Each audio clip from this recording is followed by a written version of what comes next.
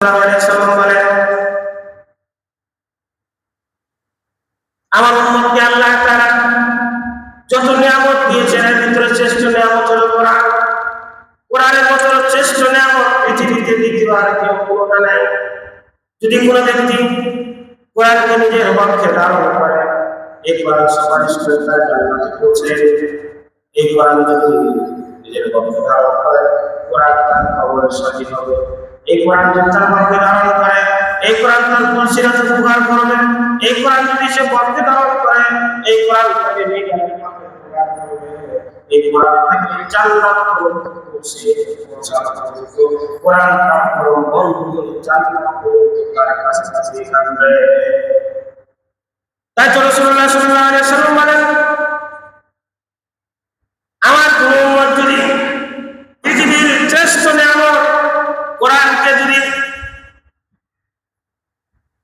আবু দাউদ শরীফের হাদিস, আল্লাহ তাআলা আমার বান্দাকে যত হাজার নিয়ামত দিয়েছেন, যত নিয়ামত দিয়েছেন, এই বাহ্যিক নিয়ামতের ভিতরে আমরা কোরআন সর্বশ্রেষ্ঠ নিয়ামত। সুতরাং কোনো ব্যক্তি যদি সকালবেলায় 3 থেকে 4টি আয়াত কোরআনের আয়াত তেলাওয়াত করে, আর বিকালবেলায় কর্মব্যস্ততার কারণে সারাদিন তেলাওয়াত করতে পারে, বিকেলে ঘরে আসার পরে যদি আবার 3 থেকে 4টি আয়াত তেলাওয়াত করে, সারাদিন কোরআন তেলাওয়াত করে যে সব আল্লাহ তাআলা বলেছে সব রেখে দিবে। কারণ কোরআন পৃথিবীর শ্রেষ্ঠ নিয়ামত। আপনি যদি শুকরিয়া আদায় করেন যে আল্লাহ তুমি আমাকে ইসলাম ধর্মে জন্মগ্রহণ করাইছো, চাইলে তুমি আমাকে ইহুদি বানাইতে পারতে, খ্রিস্টান বানাইতে পারতে, চাইলে তুমি আমাকে হিন্দুর ঘরে জন্ম দিতে পারতে, আমি তাদের মহব্বত রাখতাম। শুনছি অন্য ধর্মে আসাটা আমার জন্য কঠিন ছিল, কিন্তু যখন তুমি আমাকে ইসলাম ধর্ম গ্রহণ করেছো, পৃথিবীর শ্রেষ্ঠ ধর্ম দিয়েছ, পৃথিবীর শ্রেষ্ঠ ধর্ম দিয়েছ, শ্রেষ্ঠ নবী দিয়েছ, শ্রেষ্ঠ কিতাব দিয়েছ, এই বলে তুমি বান্দা শুকরিয়া আদায় করে আল্লাহ ফেরেশতাদেরকে বলেন, আমি আমার বান্দাকে পৃথিবীর শ্রেষ্ঠ কিতাব দিয়েছি, শ্রেষ্ঠ নবী দিয়েছি, শ্রেষ্ঠ ধর্ম দিয়েছি। বান্দা স্বীকারও করে নিয়েছে আর আমাকে পালন করেছে, যার দ্বারা সাক্ষী থাকে আমি আমার বান্দার জীবনের সব গুনাহ আমি মাফ করে দিলাম। কিন্তু শর্ত হলো শুকরিয়া আদায় করতে হবে। ওই যে বিদায় নেওয়ার ভিতরে দেখেন হযরত মূসা আলাইহিস সালাম একবার কোথায় যাচ্ছিলেন, প্রচন্ড রোদ, রোদের কারণে মানুষ তো দূরের কথা, সাধারণ জীব জানোয়ার কষ্ট হয়ে গেছে। হযরত মূসা আলাইহিস সালাম পর্বতে যাচ্ছিলেন, প্রতিমধ্যে দেখেন একজন হাঁস পাখা মেলে আল্লাহর কাছে আদায় করতেছিল। কারণ হাঁসের পানি না পেলে হাঁসের চলা কষ্ট হয়ে যায়। বিদায় নেওয়ার ভিতরে দেখেন হযরত মূসা আলাইহিস সালামকে দেখে একদল হাঁস দৌড়ে হযরত মূসা আলাইহিস সালামের কাছে আসলো, এসে বলে, কালিমুল্লাহ, আপনি আল্লাহর সাথে কথা বলেন, আমাদের একটা আবদার, আপনি আল্লাহর কাছে যে বলেন যে পৃথিবীতে বৃষ্টি না হয়, জমির উপরে আমার মতো হয়ে যাচ্ছে, জমিন কেটে যাচ্ছে, আমরা হাঁস, আমরা পানি ছাড়তে চলতে পারি, পানি হয়ে যায়, আল্লাহর কাছে বলেন আল্লাহ বৃষ্টি দিতে হবে। হাঁসের এই দলটা যখন মূসা আলাইহিস সালামের কাছে আর্জি পেশ করলো, মূসা আলাইহিস সালাম তুর পর্বতে গিয়ে আল্লাহর কাছে বলেন, আল্লাহ তোমার একদল সৃষ্টি হাঁস, তারা বলেছে তুমি বৃষ্টি কবে দিবে, বৃষ্টি না হওয়ার কারণে তারা পানি পাচ্ছে না, কোন জায়গায় তারা চাপ দিয়ে সাঁতার কাটবে, পরিস্থিতি নেই, বৃষ্টি কবে দিবে একটু বলার জন্য তারা বলছে। মূসা আলাইহিস সালাম বললেন, যখন আল্লাহর কাছে কথা হাঁসদের এই আবদারটা আল্লাহর কাছে যখন বললেন, আল্লাহ তাআলা বললেন আজ থেকে 40 বছর পরে বৃষ্টি হবে।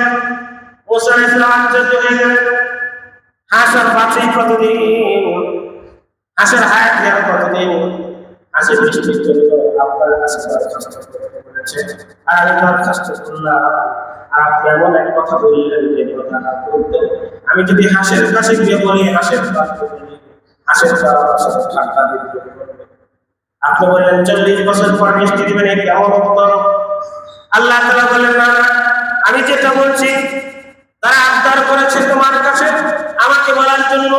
আমি বলেছি তুমি শুধু যে হাঁসের দলকে বলবে যে আল্লাহ 40 বছর পর বৃষ্টি দিবেন, তুমি যে শুধু বললো, আর কিছু বলার প্রয়োজন নাই।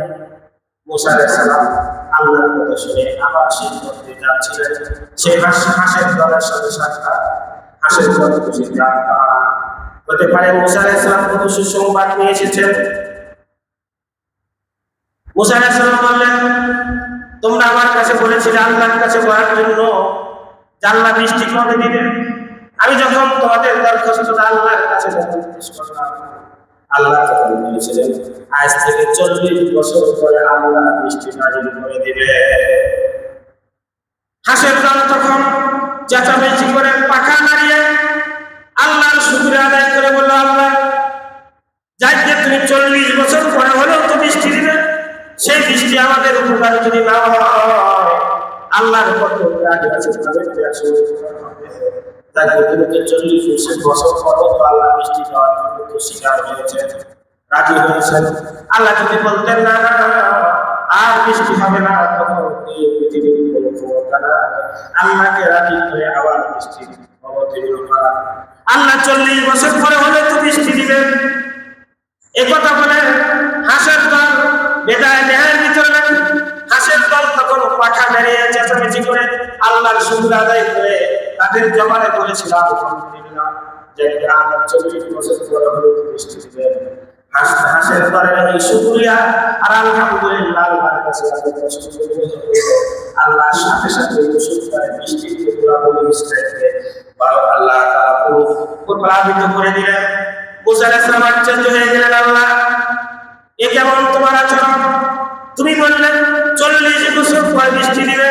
আমি যখন হাঁসকে বললাম, হাঁস যখন খুশি তার হয়ে পাখা নাড়াতে চেঁচামেচি করে তাদের জবানে কি বলবো আর সাথে সাথে বৃষ্টি দিতে আরম্ভ করে দিল। আল্লাহ আমি মুসাকে তুমি হাঁসের কাছে ছোট করে দিলে, তোমার কথার সাথে বাস্তবের কোনো মিল নেই। আল্লাহ তাআলা মুসাকে বললেন, মুসা না, তোমাকে ছোট করেছি এমন কি নয়। হাত যখন 40 বছর পরে বৃষ্টি হবে কথা যখন শুনলো, সে তো শুকরিয়া আদায় করেছে। আল্লাহ আল্লাহ তো বলে নাই যে বৃষ্টি দেবো না, 40 বছর পরে বৃষ্টি দিবে।